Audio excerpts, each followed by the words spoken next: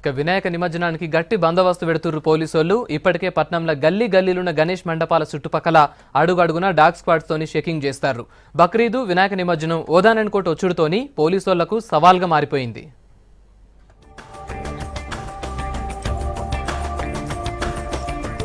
పట్నంలా గల్లీ గల్లీల ఎక్కడ చూసినా గణేష్ మండపాలే కనిపిస్తున్నాయి. ఇక ఇయాల్టి సందే నిమజ్జనాలు షురూ కావుడుతోని బందోబస్తు పెంచిండ్రు పోలీసోళ్ళు. ఇప్పటికే మండపాల పక్క పొంటి చుట్టుపక్కల వచ్చే పోయే తోవల్ల అడుగడుగు ఇడిచిపెట్టకుండా డాగ్ స్క్వాడ్స్ తోని చెకింగ్ చేస్తున్నారు.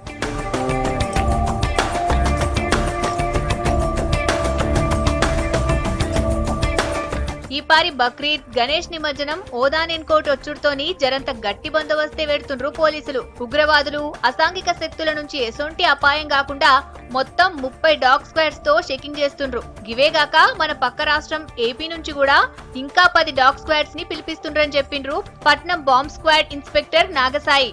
ఈ సంవత్సరం గణేష్ నిమజ్జనం పురస్కరించుకొని హైదరాబాద్ నగర కమిషనర్ గారి ఆదేశాల మేరకు సుమారు 25 డాగ్ స్క్వాడ్ని 25 బాంబ్ స్క్వాడ్ని రంగంలో దింపడం జరిగింది. ఈ గణేష్ యొక్క విగ్రహాలు పెట్టిన మొదటి రోజు నుంచి కూడా తనిఖీలు నిర్వహించడం జరుగుతుంది. సుమారుగా ప్రతిరోజు 500 పైబడి మండపాలను మనం చెకింగ్ చేయడం జరుగుతూ ఉంటుంది మొత్తం జంట నగరాల్లో. ఒక్కొక్క టీము కూడా ప్రతి ఏసీపీ గారి అండర్లో ప్రతి డివిజన్కి కూడా ఒక బాంబ్ స్క్వాడ్ డాగ్ స్క్వాడ్ని వాళ్ళకి ఇవ్వడం జరిగింది. ఈ నిమజ్జనాన్ని పురస్కరించుకుని కూడా ఇంకా ఎక్కువ టీములు మనం రప్పించడం జరుగుతుంది. ఆ తెలంగాణ జిల్లాల నుంచి మరియు ఆంధ్రప్రదేశ్ రాష్ట్రం నుంచి కూడా ఎక్కువ మొత్తంలో బాంబ్ స్క్వాడ్ని డాగ్ స్క్వాడ్ని ఇక్కడ రప్పించడం జరిగింది. వినాయక మండపాల తాన జర్రంత అనుమానం వచ్చినట్టు ఎసొంటి వస్తువులు కనిపించినా దబ్బున పోలీసులకు ఫోన్ చేయాలని చెప్తుండ్రు.